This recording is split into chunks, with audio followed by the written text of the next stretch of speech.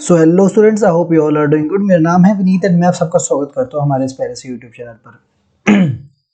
तो हम अपने NCERT line by line series में आज हम क्लास 6 का जियोग्राफी का चैप्टर 6 पढ़ेंगे। चैप्टर का नाम है मोशन ऑफ द अर्थ। इससे पहले हमने 2 चैप्टर पढ़ लिए हैं, उसमें लैटिट्यूड, लॉन्गिट्यूड और कॉन्स्टलेशन, स्टार, मीटियोरॉइड, एस्टेरॉइड के बारे में हमने पढ़ा था। जिन्हें देखना है वो लिंक के डिस्क्रिप्शन में जो लिंक होगा उसको क्लिक करके देख सकते हो, ठीक है। अब हम पढ़ेंगे मोशन ऑफ द अर्थ। मैंने पिछले चैप्टर में बताया था कि एक इमेजिनरी लाइन पास होती है हमारे अर्थ से, जिसको हम क्या बोलते हैं, एक्सेस, ठीक है। अब तुम्हें एक बार पता होगा कि हमारी अर्थ मूव करती है ना। अगर मैं तुम्हें बोर्ड पे लेके जाऊं तो तुम समझो कि ये हमारी अर्थ है। क्या है? ये हमारी अर्थ है ना। ये अगर हमारी अर्थ है और ये एक्सिस है हमारा, ठीक है। और ये है इक्वेटर, ये है ट्रॉपिक ऑफ कैंसर, ये है ट्रॉपिक ऑफ कैप्रिकॉर्न, ठीक है। अर्थ मूव करती है, तुम्हें पता है। जब अर्थ मूव करती है उसको बोलते हैं रोटेशन, ठीक है। अपने एक्सिस पे मूव करने को अर्थ को क्या बोलेंगे? रोटेशन, ठीक है। जैसे अगर ये पेन है, ठीक है, जैसे ये बॉटल है, ये अपने जगह पे ही घूमते रहे, ठीक है, तो उसको क्या बोलेंगे हम? रोटेशन, ठीक है। अगर अर्थ, ये है सन, क्या है ये? सन। अगर ये अर्थ जो है अगर सन के चक्कर लगाए तो उसको क्या बोलेंगे? रेवोल्यूशन।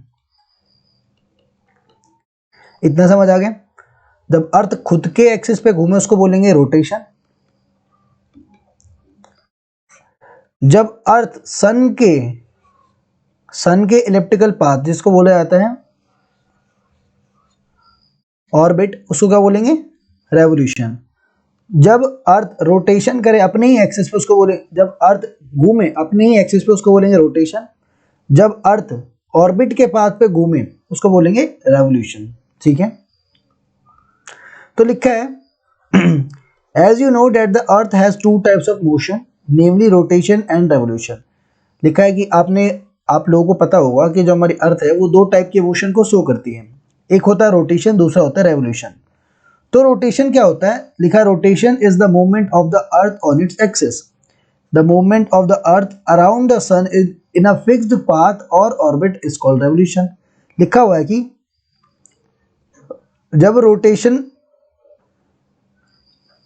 जब अर्थ अपने एक्सिस पे रोटेट होता है तो उसको बोलते हैं रोटेशन। और जब मूवमेंट हो अर्थ की, ठीक है, एक फिक्स्ड पाथ में अराउंड द सन, मतलब सन अगर ये सेंटर है और सन के आसपास जब धरती घूमे, धरती चक्कर लगाए, ठीक है, उसको बोलेंगे रेवोल्यूशन, ठीक है। तो पता चल गया रोटेशन क्या होता है। मैंने बताया था पिछले लेक्चर में कि जो हमारी अर्थ है वो 23 डिग्री 1/2 डिग्री टिल्टेड है, मतलब झुकी हुई है, ठीक है। अगर ये अर्थ है, मान लेते हैं ये अर्थ है, तो ये अर्थ है ना थोड़ी सी झुकी हुई है, ठीक है। तो जितनी डिग्री झुकी हुई है उसको बोलेंगे, वो जितनी डिग्री झुकी हुई है, ठीक है, उस डिग्री की वैल्यू है 23 1/2, ठीक है। कितनी डिग्री झुकी हुई है? 23 1/2 डिग्री, ठीक है। अब हमें पता है कि ये इक्वेटर, इसकी वैल्यू कितनी होती है? 90 डिग्री, ठीक है। अगर 90 डिग्री में से मैं 23.5 घटा दूं तो क्या आ जाएगा? 66.5, मतलब 66 1/2 डिग्री, है ना। ये 66 1/2 डिग्री को बोला जाता है ऑर्बिटल प्लेन। क्या बोला जाता है? Orbital plane. देखो, the axis of the earth which is an imaginary line makes an angle of 66 1/2 degree with its orbital plane.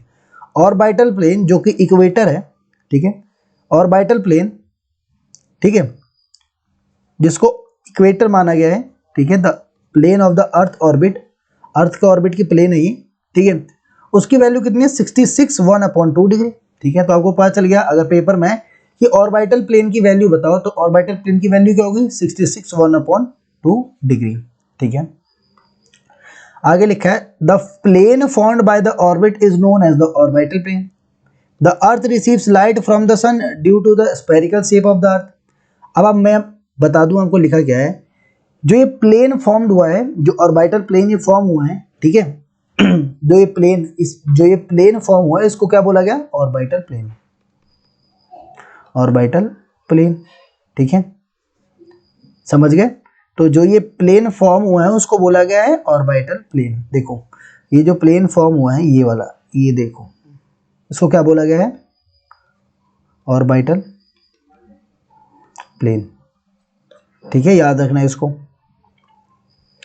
आगे हमें ये पता है कि अर्थ पर डे और नाइट क्यों होता है, अर्थ के रोटेशन की वजह से, ठीक है। अगर अर्थ एक ही जगह पर घूमती है अपने एक्सिस पे, ठीक है, तो डे एंड नाइट होता है। वही लिखा है कि due to the spherical shape of the earth only one half of its get light from the sun at a time. हमें पता है, ठीक है, कि स्फेरिकल शेप होने की वजह से ही अर्थ पे सिर्फ अर्थ के एक साइड पर ही हमें लाइट मिलती है, जो अदर साइड होता है, ठीक है, वो डार्क होता है। देखो अगर ये देखो यहाँ पे लिखा हुआ है देखो ये हमारा सन, ठीक है, ये क्या हमारा सन और ये हमारी अर्थ।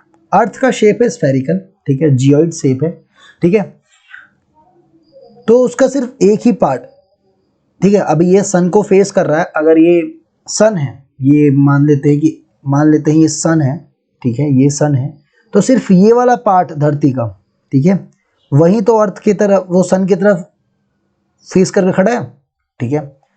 मान लें एक और समझो, अगर ये अर्थ है, ठीक है, ये अर्थ है और ये सन है, ठीक है, ये सन है, ये वॉल है, मान लेते हैं बाउंड्री है, ये सन है, ठीक है,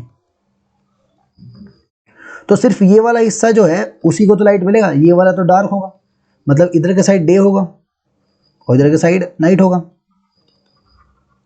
ये क्यों होता है, अर्थ के रोटेशन की वजह से। अर्थ के रोटेशन की वजह से क्या होता है, डे एंड नाइट, ठीक है, वेरी गुड। तो लिखा है due to the spherical shape of the earth only half of its get light from the sun at a time, the portion facing the sun experiences day while the other half away from the sun experiences light. मैंने बोला जो हिस्सा सूरज की तरफ होगा वहां पे day होगा, जो हिस्सा सूरज के अगेंस्ट होगा वहां पे नाइट होगा।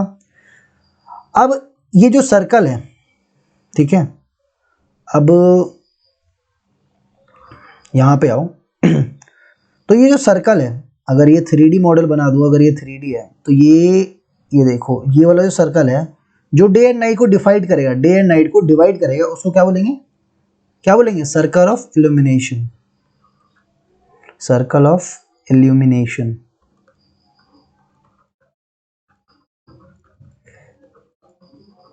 ठीक है।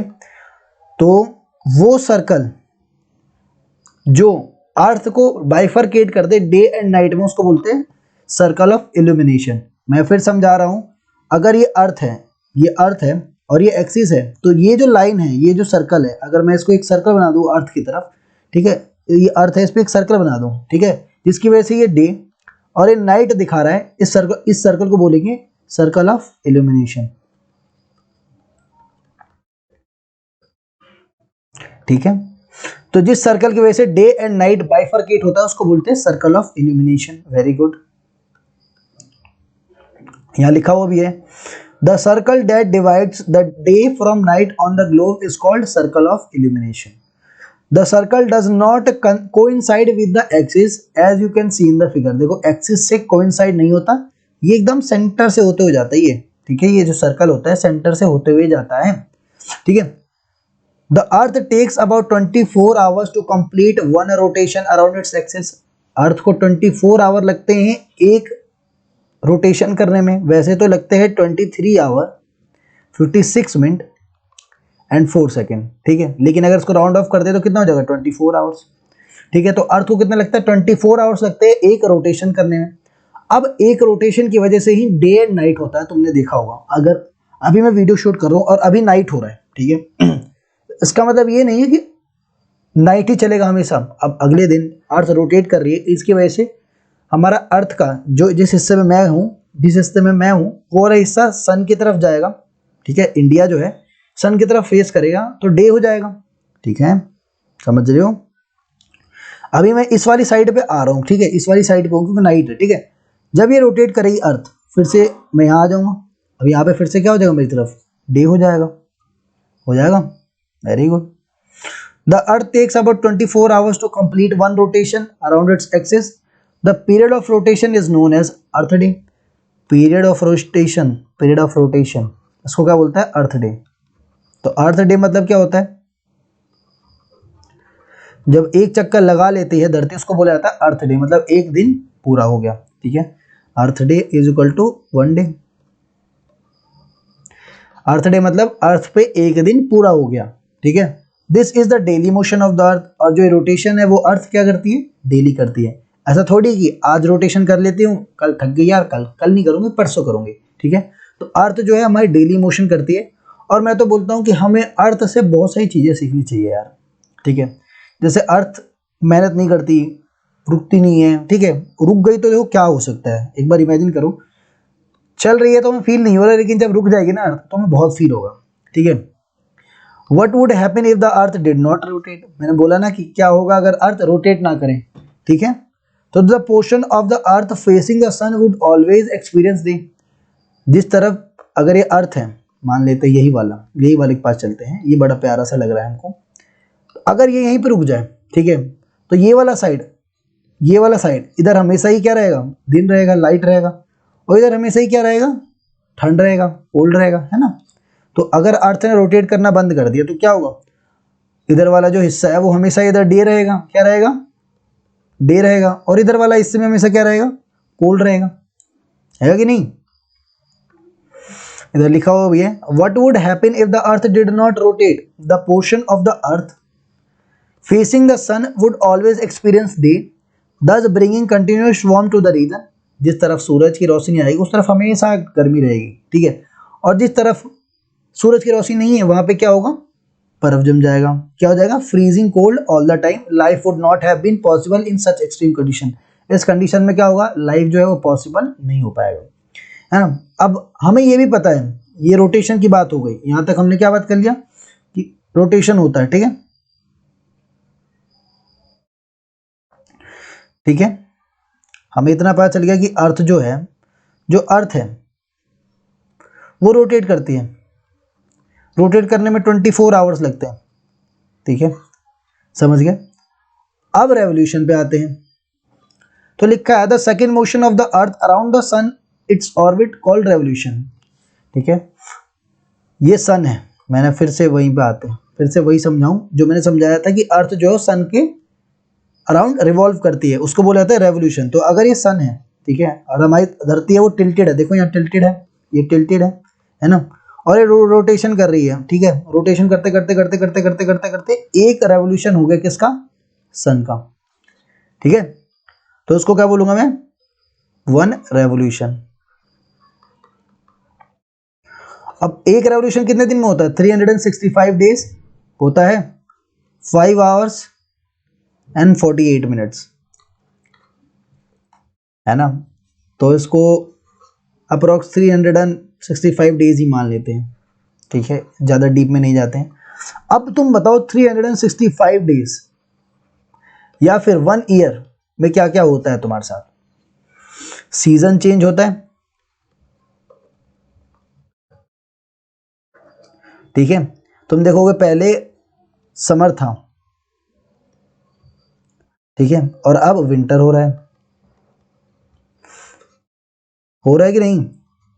समर में क्या हो रहा था, जो दिन था वो बड़ा हो रहा था, जो नाइट थी वो छोटी चल रही थी। समर में ये होता है, समर का जो दिन होता है वो लंबा होता है और जो नाइट होती है वो छोटी होती है, सोते हैं सुबह हो जाती है पता ही नहीं चलता, ठीक है। विंटर में क्या होता है, विंटर में तुमने भी देखा होगा रात जल्दी हो जाती है, मतलब दिन जो होता है वो छोटा होता है विंटर में, और जो नाइट होती है वो बड़ी होती है। डे कैसा होता है, डे छोटा होता है, कैसा होता है, विंटर में डे छोटा होता है, नाइट बड़ी हो जाती है ना। चलो छोड़ो वो सब, थोड़ा बाद में डिस्कस करेंगे जब चैप्टर के अंदर आएगा। तो लिखा है the second motion of the earth around the sun in its orbit is revolution. It takes 365 upon 1/4 मतलब 6 hour, 365 days and 6 hour to revolve around the sun, sun के अराउंड रिवॉल्व करने में 365 दिन 6 घंटे लगते हैं। अब तुम एक चीज देखो, एक साल में 6 घंटे एक्स्ट्रा है, तो 4 साल में 24 घंटे एक्स्ट्रा हुआ। तुमने पता होगा कि हर 4 साल बाद क्या आता है, लीप ईयर, ठीक है। तो ये जो 6 आवर है वो हर साल जुड़ते रहते हैं और 4 साल बाद हमारे कैलेंडर में लीप ईयर नाम का एक शब्द जुड़ जाता है, जिसमें एक दिन बढ़ जाता है। इसमें कितने दिन होते हैं, 366 डेज, है कि नहीं। तो we consider a year as consisting of 365 days only and ignore 6 hours to sake of convenience. हमारी सुविधा के लिए हम लोग क्या करते हैं, ये 6 आवर को भूल जाते हैं, ठीक है। अगर ऐसा होने लगा कि 365 डेज एंड 6 आवर हो रहे, अब भाई कैलेंडर चेंज है कि नहीं, कैलेंडर चेंज हो गया एक दिन में। अब भाई इतने सालों से चलता आ रहा 365 डेज, अचानक से क्या हो गया, 365 डेज एंड 6 आवर होने लग गए, क्या चल रहा है, ठीक है। तो हम 6 आवर को इग्नोर कर देते हैं और उसी 6 आवर को हम 4 साल बाद 4 ईयर लेटर क्या कर देते हैं, कैलेंडर में जोड़ के नया शब्द निकलता है जिसको बोलते हैं लीप ईयर, ठीक है कि नहीं, ऐसे ही ना। देखो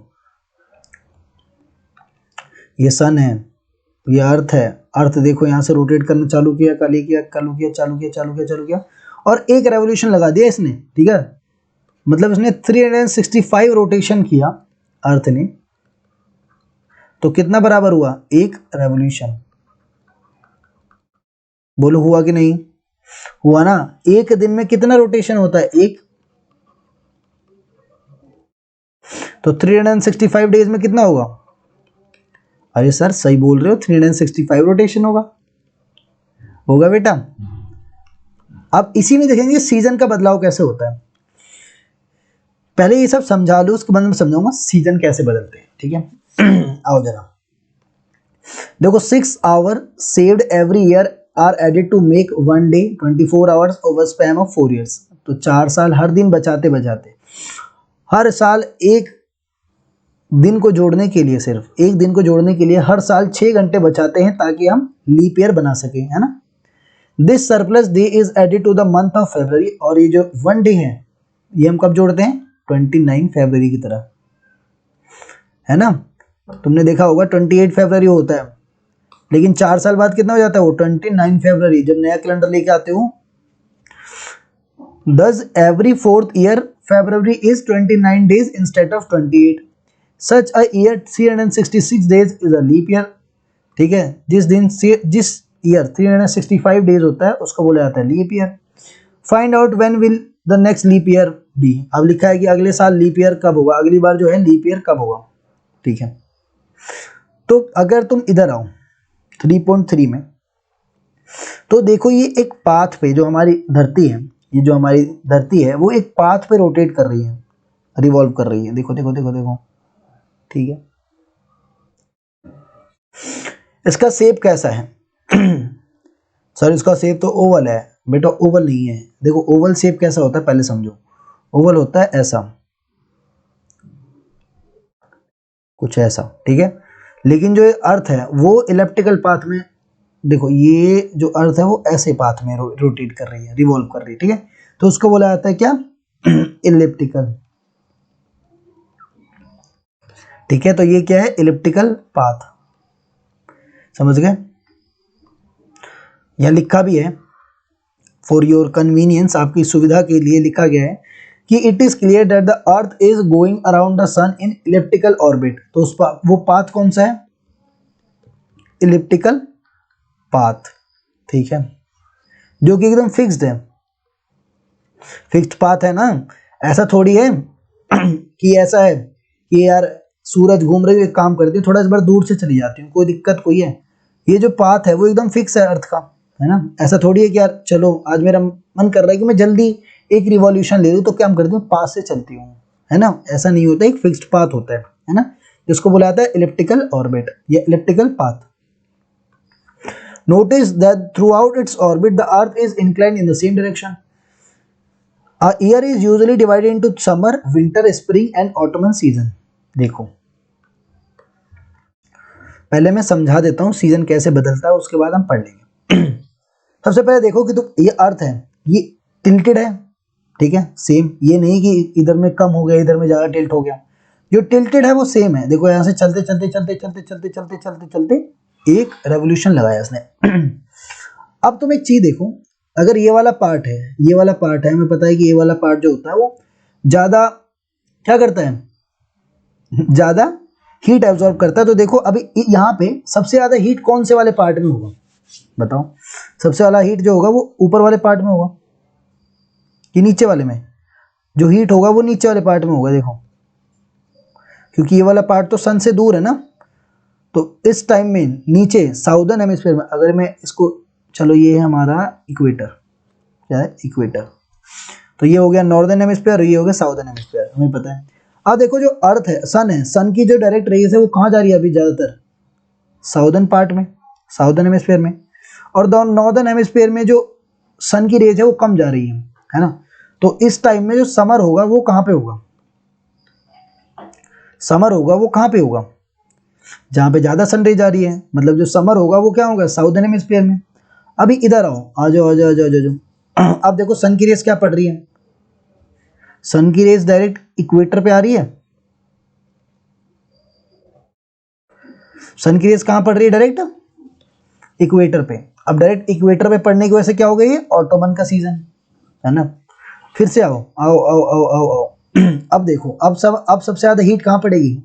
ऊपर। और ये वाला जो पार्ट होगा वो दूर होगा सन की रेज से, ये वाला जो पार्ट होगा वो सन की रेज से क्या होगा? दूर होगा। तो इसीलिए इस टाइम पे 21 जून को ये साउदर्न हेमिस्फीयर में क्या होगा? विंटर होगा, होगा। फिर से आओ, अब देखो फिर से ये जो लाइट है, सन की रेज है, वो डायरेक्ट इक्वेटर पे पड़ रही है, ये इक्वेटर है, नॉर्थ पोल है। तो सबसे ज़्यादा लाइन अर्थ की जो सबसे ज़्यादा रेज है वो कहाँ पड़ेगी?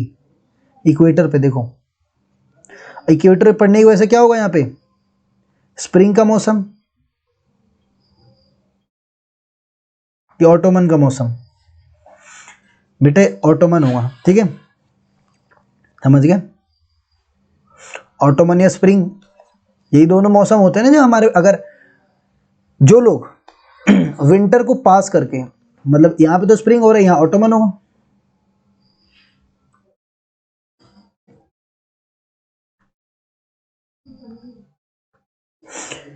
है ना। तो जो लोग अभी विंटर को पास करके आए हैं उनके पास क्या होगा? अभी स्प्रिंग होगा, ठीक है। और जो लोग समर को पास करके आए उनके पास क्या होगा? ऑटोमन होगा, है कि नहीं? होगा ना बेटा। मैंने अभी थोड़ी देर पहले भी यही बताया था, थोड़ा सा मेरे लिए भी थोड़ा सा मिसअंडरस्टैंडिंग हो गई थी, कोई बात नहीं, क्लियर यार, इतना तो पता है कि ठीक है, हल्के में। अब लोग, बहुत बच्चे ना गलती निकालते हैं कि यार टीचर को नहीं पता, दिस दैट ये वो। बेटा देखो फिर से समझा रहा हूँ, बच्चे जिनको सोचना है सोचो, एक बार फिर से समझो जिनको समझ नहीं आया। देखो विंटर है, ये देखो विंटर है, विंटर के बाद क्या आएगा? स्प्रिंग, स्प्रिंग के बाद क्या आएगा? समर, समर के बाद क्या आएगा? ऑटोमन, है ना। समर के बाद क्या आएगा? ऑटोमन, ऑटोमन के बाद फिर क्या आएगा? विंटर, ठीक है। एक बार फिर से देख लो, सबसे पहले विंटर, फिर स्प्रिंग, फिर समर, फिर ऑटोमन, ठीक है, ठीक है, वेरी गुड। फिर से वही चालू हो जाएगा, फिर विंटर, फिर स्प्रिंग, फिर समर, फिर ऑटोमन, ठीक है। तो यहाँ पे मैंने बताया कि अगर अगर ये इक्वेटर है, सब जगह इक्वेटर बना लेते हैं पहले, चलो आओ, ये इक्वेटर। अब देखो जो सनरेज है वो डायरेक्ट कहाँ पड़ रही है? देखो यहाँ पे यहाँ पे यहाँ पे यहाँ पे एकदम स्लैंटिंग पड़ रही है, ऐसे ऐसे। तो यहाँ पे क्या होगा? अभी विंटर का सीजन, क्योंकि यहाँ पे जो सनलाइट की जो सन की जो रेज है वो कम पड़ रही है, और जहाँ पे सन की रेज कम आती है वहाँ पे क्या होता है? ठंड होती है। अब यहाँ आओ, यहाँ पे सन की रेज डायरेक्ट इक्वेटर पे आ रही है, देखो इक्वेटर पे आएगी।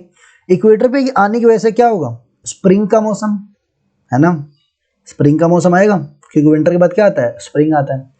फिर से आओ, फिर से रोटेट रोटेट हुआ, यहाँ रोटेट होते होते अब यहाँ पे आ गया। अब बताओ सबसे ज़्यादा लाइट, सबसे ज़्यादा सन की रेज है वो कहाँ पड़ रही है? देखो सीधे यहाँ पे देखो, स्लैंट होके जा रही है, ठीक है। तो नॉर्दर्न हेमिस्फीयर में और साउदर्न हेमिस्फीयर में और नॉर्दर्न हेमिस्फीयर में क्या डिफरेंस होगा कि नॉर्दर्न हेमिस्फीयर में उस समय क्या होगा, विंटर, और साउदर्न हेमिस्फीयर में उस समय होगा विंटर, और नॉर्दर्न हेमिस्फीयर में क्या होगा, समर।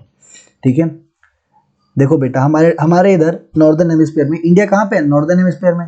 नॉर्दर्न हेमिस्फीयर में समर देखो 21 जून को समर है, दिसंबर में क्या है, विंटर है। नॉर्दर्न हेमिस्फीयर में हम 21 मार्च में, 21 मार्च के बाद क्या आता है, स्प्रिंग आता है, फिर सितंबर ऑटोमन, समझ रहे हो। चलो आगे बढ़ते हैं, हमें पता चलेगा कि रेवोल्यूशन की वजह से क्या होता है, सीजन चेंज होता है। Notice that through out its orbit the earth is inclined in the same direction. जो अर्थ है वो सेम तरफ जो है झुकी हुई है, हमें पता है जो अर्थ है वो टिल्टेड हुई है। तो ये थोड़ी है कि सर के थोड़ा सन के पास चले गए तो थोड़ा अब कम टिल्ट हो जाते हैं, या फिर अलग तरीके से टिल्ट हो जाते हैं।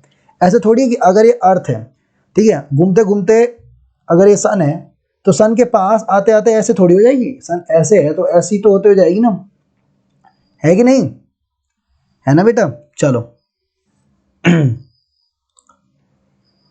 आगे लिखा है कि look at figure 3.3, you will notice that 21st June the northern hemisphere is tilted towards the sun। मैंने बताया कि 21 जून में जो अर्थ है वो सन की तरफ टिल्टेड है, ठीक है। The rays of the sun falls directly on the tropic of Cancer. और 21 जून के टाइम पे जो अर्थ का जो सरफेस है वहाँ पे सन की जो रेज है वो सबसे ज़्यादा क्या फोकस्ड रहती है, उसकी वजह से क्या होता है, उस टाइम सबसे ज़्यादा गर्मी रहती है। As a result these area receive more heat. इसकी वजह से क्या होगा, उस एरिया में ज़्यादा हीट होगा। The areas near the poles receive less heat as the rays of the sun are slanting. मैंने बोला कि 21 जून के टाइम पे ट्रॉपिक ऑफ कैंसर जो है वहाँ पर ज़्यादा हीट पड़ेगी। ट्रॉपिक ऑफ कैंसर पे हीट पड़ रही है, ठीक है, नॉर्दर्न हेमिस्फीयर में है ना ट्रॉपिक ऑफ कैंसर, तो साउदर्न हेमिस्फीयर में क्या होगा, ठंडक, ठीक है। ट्रॉपिक ऑफ कैप्रिकॉर्न वाले एरिया में क्या होगा, ठंड होगी उस time. The North Pole is inclined toward the sun and places beyond the Arctic Circle experiences continued daylight for 6 months। इसीलिए जो नॉर्थ पोल है उस पर 6 महीने तक, ठीक है, आर्टिक सर्कल के नीचे वाला जो एरिया है, ठीक है, मैं फिर से बता रहा हूँ, फिर से समझा रहा हूँ, जो हमने पिछले लेक्चर में किया था, याद है कि अगर ये अर्थ है, ये इक्वेटर है, ट्रॉपिक ऑफ कैंसर, ठीक है, Arctic circle, Capricorn, Arctic circle, ठीक है, तो ये वाला जो एरिया है जितना भी ट्रॉपिक आर्टिक सर्कल से नीचे वाला, वो उसमें क्या होगा, 6 महीने तक गर्मी होगी, है ना। Since a large portion of the northern hemisphere is getting light from the sun, it is summer in the region not to the equator. तो उस टाइम पे नॉर्दर्न हेमिस्फीयर में क्या होगा, समर होगा। The longest day and the shortest night at these plains occur on 21 June. और हमें पता है कि 21 जून में क्या होता है, सबसे बड़ा दिन होता है और सबसे छोटी रात होती है 21 जून को। At this time in the southern hemisphere all these conditions are reversed. इसी टाइम पर अगर हम साउदर्न हेमिस्फीयर में देखें 21 जून में, अगर हम साउदर्न हेमिस्फीयर की तरफ आए, साउदर्न हेमिस्फीयर की तरफ, तो उस टाइम उधर में क्या होगा, एकदम अपोजिट। यहाँ पे गर्मी हो रही तो वहाँ पे क्या होगा, ठंड होगा, है ना। It is a winter season there. उस दिन उधर में क्या होगा, विंटर सीजन है। The nights are longer than the days. This position of the earth is called summer solstice. Summer solstice का मतलब होता है, सॉल्स्टिस का मतलब होता है कि जिस टाइम, जिस दिन सन की रे सबसे ज्यादा फोकस्ड है, तो 21 जून के दिन